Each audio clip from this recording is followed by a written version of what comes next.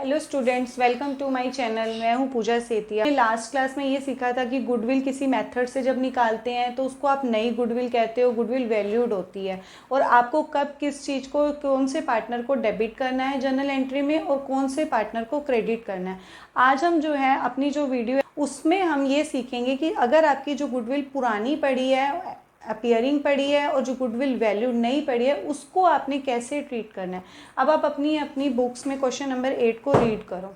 Ram, Lakshman and Bharat, who were sharing profit and losses in the ratio 5:3:2. This is the old ratio.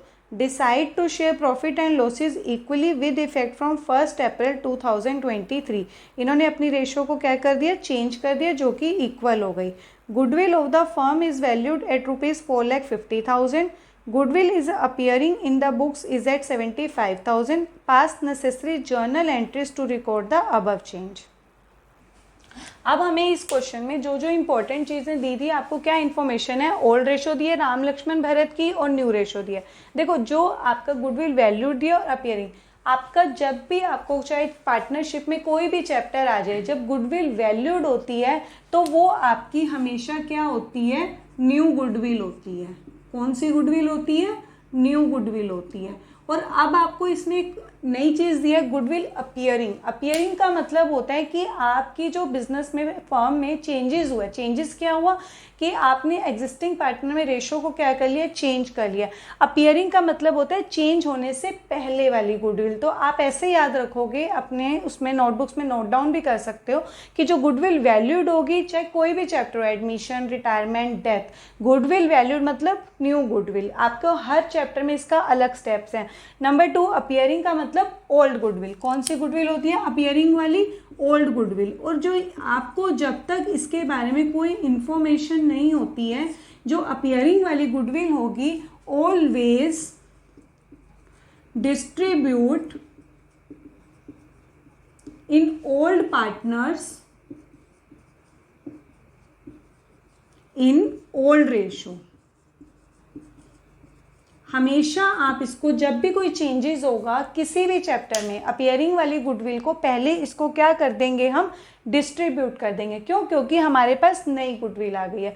अब हम necessary जो हमें entries करनी है वो हम स्टेप बाय स्टेप करेंगे। सबसे पहला हमारा change in profit sharing ratio वाला चैप्टर है, तो हमारा सबसे पहला इसका रूल क्या होगा, हमारे रूल्स होते हैं हर चैप्टर के। तो सबसे पहले हम क्या करेंगे, सेक्रीफाइसिंग रेशो निकालेंगे। क्या निकालेंगे, सेक्रीफाइसिंग रेशो। सेक्रीफाइसिंग रेशो का फॉर्मूला होता है old ratio minus new ratio. आप यहाँ पर गेनिंग रेशो का भी फॉर्मूला लगा सकते हो, सेक्रीफाइसिंग रेशो का हम लगा रहे हैं, आपकी चॉइस है। अब सेक्रीफाइसिंग रेशो का फॉर्मूला जब लगाएंगे, बट आपको ये याद रखना है, गुडविल जो वैल्यूड होती है इसका क्या होगा, पॉजिटिव बैलेंस होगा। कौन सा बैलेंस होगा, पॉजिटिव बैलेंस होगा। अब हमारा पहले, सबसे पहले राम का, फिर लक्ष्मण का और फिर भरत का हमने क्या लगाना है, सेक्रीफाइसिंग रेशो का फॉर्मूला। राम का क्या होगा, 5/10,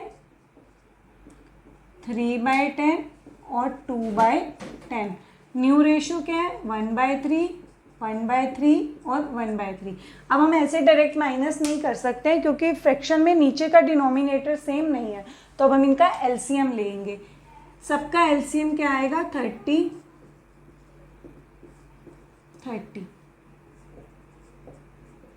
इसका आ गया 5/30,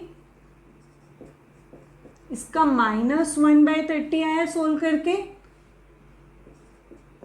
और इसका -4/30 आया। अब देखो, आप हमने क्या फॉर्मूला लगाया, सेक्रीफाइसिंग रेशो का। देखो, आप हमेशा एक चीज़ याद रखनी है, गुडविल वैल्यूड वाली एंट्री जो होती है आपकी, आपको क्या करना है, आप सेक्रीफाइसिंग रेशो का फॉर्मूला लगाओगे। देखो, कई स्कूल में क्या करते हैं, गेनिंग रेशो भी करा देते हैं, लेकिन हम एक ही कॉन्सेप्ट पे चलेंगे ताकि हमें बार बार चेंज ना करना पड़े। सेक्रीफाइसिंग रेशो का फॉर्मूला लगाया, इनका नेगेटिव आया। जो फॉर्मूला लगाते हैं वो अगर पॉजिटिव में आएगा दैट मीन्स वो सेक्रीफाइस कर रहा है। हमने जो फॉर्मूला अब नेगेटिव में आ गया तो ये क्या कर रहा है, गेन कर रहा है। तो ये क्या कर रहे हैं, गेन कर रहा है। अब हमें क्या करनी है, अब हमारा ये फर्स्ट रूल हो गया, हमने रेशो निकाल ली, ठीक है। दो पार्टनर ने गेन किया और एक ने सेक्रीफाइस किया। पहला रूल हमेशा हमारा change in profit sharing ratio का ये होता है कि रेशो लगानी है, सेक्रीफाइस और गेनिंग शेयर निकालने हैं आपको। अब हमारा दूसरा जो रूल है, अब हमारी दो एंट्री बनेंगी, एक गुडविल वैल्यूड वाली एंट्री और एक गुडविल अपीयरिंग वाली। जब भी आपकी गुडविल अपीयर होंगी तो फर्स्ट जर्नल एंट्री आप उसी की करोगे, डिस्ट्रीब्यूट करोगे। देखो इसका क्या है, गुडविल अपीयरिंग, गुडविल वैसे क्या होती है, डेबिट होती है, बैलेंस क्या होता है इसका, डेबिट होता है।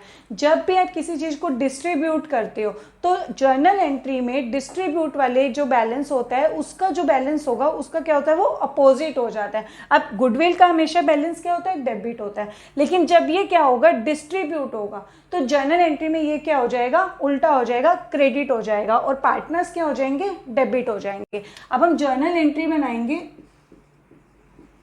हमारी दो जर्नल एंट्री बनेंगी।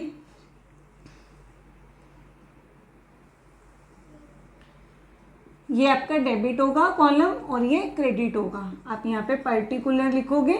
स्ट्रक्चर आपको अपने अकॉर्डिंग बनाना है, जैसे आपकी बुक्स में होता है अच्छे से उसको वैसे बनाना है। मैं आपको जर्नल एंट्री जो हमारी इंपॉर्टेंट पॉइंट है वो मैं आपको नोट डाउन करा सकती हूँ।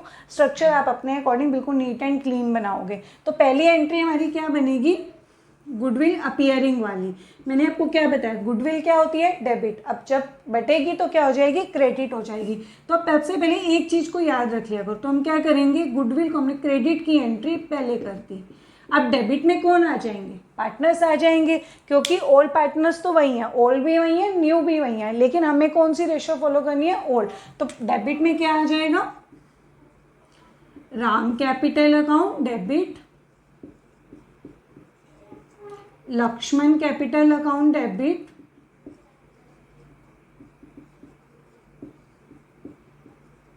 Bharat capital account debit.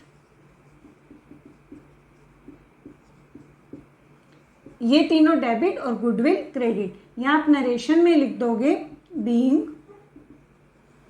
Goodwill distribute in old ratio. जब भी आप डिस्ट्रीब्यूट करते हो कोई चीज, वो कौन सी रेशो में होती है, हमेशा ओल्ड रेशो में। अब ओल्ड रेशो हमारी क्या गिवन थी, 5:3:2। आपका टोटल क्या है गुडविल का, आपको जो गुडविल अपीयरिंग दी थी 75,000। ये क्रेडिट है तो पहले आप क्रेडिट में इसका टोटल डाल दो। अब 75,000 है, इसको कौन सी रेशो में बांट देंगे हम, 5:3:2 में। हमेशा जब भी आप कैलकुलेशन करोगे, जो भी रेशो में डिवाइड करना है, टोटल से पहले डिवाइड कर दो। टोटल कितना है, 10। अब इनको इन्हीं नंबर से क्या करते जाओ, मल्टीप्लाई करते जाओ। पहले 5 से मल्टीप्लाई करो तो जो आएगा यहाँ पर आ जाएगा, राम को मिल जाएगा। ये कितना आ जाएगा, 37,500। नेक्स्ट आप इसको किससे मल्टीप्लाई करेंगे हम, 3 से, क्योंकि नेक्स्ट नंबर क्या है हमारा, 3। 3,000 22,500। नेक्स्ट हमारा क्या नंबर रह गया, 2। तो 7,500 इंटू 2 कितना आ जाएगा, 15। इसका टोटल इसके इक्वल आ जाएगा। अब नेक्स्ट एंट्री गुडविल वैल्यूड की एंट्री, जो मोस्टली एग्जाम में आती ही आती है change in profit sharing ratio में। गुडविल वैल्यूड की एंट्री हमारी सेक्रीफाइसिंग रेशियो में फॉर्मूला लगाया। आपको ऐसे याद रखना है, सेक्रीफाइसिंग रेशियो का फॉर्मूला जब आप लगाओगे तो नेगेटिव जो आएगा उसको आपने डेबिट करना है, और नेगेटिव वाले पार्टनर क्या हो जाएंगे, डेबिट हो जाएंगे, और पॉजिटिव वाले पार्टनर क्या हो जाएगा, क्रेडिट हो जाएगा। अब इसमें हमारे दो पार्टनर का शेयर जो आया नेगेटिव आया, लक्ष्मण का और भरत का। आप इसको क्या कर दोगे, डेबिट कर दोगे। तो हमारी इसकी एंट्री बन जाएगी, लक्ष्मण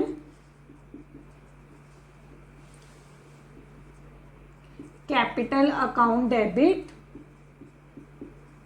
और Bharat capital account debit to Ram capital account. क्यों, क्योंकि इसका जो आया था पॉजिटिव आया था। यहाँ नरेशन लिख दोगे, बीइंग, यहाँ पे आपने लिखना जरूर होता है, नरेशन को छोड़ना नहीं होता है। Being adjustment of goodwill. आप देखो अमाउंट की बात आई, अमाउंट इट्स वेरी इंपॉर्टेंट कि आप यहाँ पर अमाउंट क्या डालोगे। जो भी आपने शेयर निकाले उसके आगे जिसकी आप एंट्री कर रहे हो, किसकी एंट्री करी हमने, गुडविल वैल्यूड की। गुडविल वैल्यूड का अमाउंट क्या है, 4,50,000। जो जो शेयर आए उसके मल्टीप्लाई में उसका अमाउंट डाल दोगे आप और वो आंसर आ जाएगा। यहाँ पर 4,50,000, 1 लाख, इसको मैं मिटा देती हूँ, आपको समझ तो आ गया। यहाँ पे इसका कैलकुलेशन लिख देंगे, 4,50,000 और 4,50,000। सबके नीचे 30 है, एक को डिवाइड कर दो, मल्टीप्लाई नंबर से हो जाएगा। 15,000 सबको कट करके नीचे वाले को 15 आएगा। अब हम क्या करेंगे, ऊपर मल्टीप्लाई कर देंगे। 15 5 दा 75, किसका आएगा, राम का। राम क्या है, क्रेडिट है, तो यहाँ पर डाल देंगे हम 75,000। इसका क्या आ जाएगा, 15, इसको कट करके आया 1, 15 1 दा 15,000 और इसका क्या आ जाएगा, 15 4 दा 60,000। अब आपका ये गुडविल की, मोस्टली बच्चे क्या करते हैं मिस्टेक, यहाँ पर गुडविल वैल्यूड का अमाउंट पूरा लिख देते हैं और उसकी रेशो बना देते हैं, जो कि आपका डिनोमिनेटर सेम आ गया। लेकिन आप रेशो कभी भी, अगर नेगेटिव और पॉजिटिव शेयर्स हैं उसकी आप कभी भी रेशो नहीं निकाल सकते हो। जब भी आपका शेयर आएगा उसको टोटल अमाउंट से मल्टीप्लाई करके आप अमाउंट डालोगे।